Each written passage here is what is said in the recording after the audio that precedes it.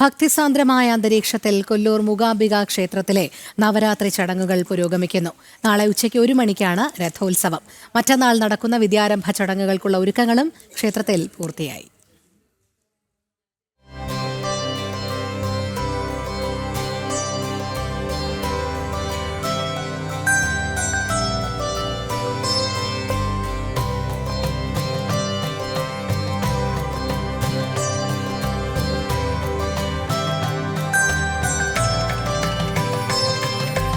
ഇടയ്ക്കെത്തുന്ന ചാറ്റൽ മഴ, എങ്ങും മുഴങ്ങുന്ന ദേവീമന്ത്രധ്വനികൾ വാക്കുകളിൽ വിവരിക്കുന്നതിനപ്പുറമുള്ള ആത്മീയ അനുഭൂതി നൽകുന്നു അമ്മയുടെ തിരുസന്നിധി.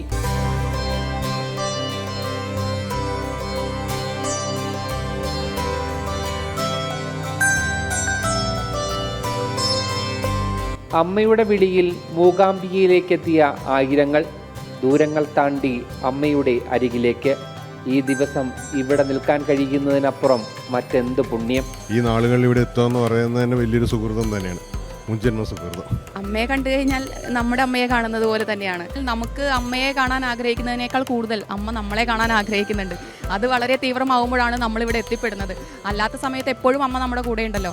അമ്മ നമ്മളെ നമ്മുടെ സവിധത്തിലേക്ക് വളരെ ആഗ്രഹത്തോട് കൂടിയിട്ട് വിളിക്കുമ്പോഴാണ് നമ്മളിവിടെ എത്തിച്ചേരുന്നതെന്നാണ് ഞാൻ വിശ്വസിക്കുന്നത്. മനമൊരുകിയുള്ള പ്രാർത്ഥന, അറിയാതെ കണ്ണുകൾ നിറഞ്ഞു പോകും.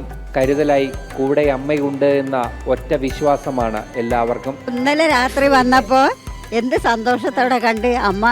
ശരിക്കും ഞങ്ങൾ അതിൻ്റെ ഉള്ളിൽ കയറി അമ്മ നമ്മളൊരു ഇത് നോക്കണം, ഇങ്ങനെ വന്നിട്ടേ ഈ കാണാനുള്ളൊരു മനസ്സാവും. അത് നമുക്ക് മാത്രം പോരാ, അമ്മ വിചാരിക്കണം ഇവിടെ വന്നിട്ട് അമ്മയെ കാണാൻ. ഇന്ന് രാവിലെ അതുപോലെ ഒരു തിക്കും തിരക്കൊന്നും ഇല്ലാതെ അതിനുള്ളിൽ കയറി അമ്മയെ സന്തോഷമായിട്ട് കണ്ടു. മനസ്സ് നിറയെ എല്ലാ അമ്മയ്ക്ക് വേണ്ടി അർപ്പിച്ചു. മക്കൾക്കും കുടുംബത്തിനും എല്ലാത്തിനും വേണ്ടി അമ്മേൻ്റെ കാൽപ്പും വരും നമസ്കരിച്ച് കരഞ്ഞ് സന്തോഷത്തോടെ അമ്മേൻ്റെ ഭക്ഷണം കഴിച്ച് നല്ല വയറ് നിറയെ കഴിച്ചു. എല്ലാ അപ്പോഴും കരഞ്ഞ് അമ്മേനെ വിളിച്ച് കരഞ്ഞിട്ട് ഇറങ്ങാം, മക്കൾക്ക് വേണ്ടി എല്ലാവർക്കും വേണ്ടി.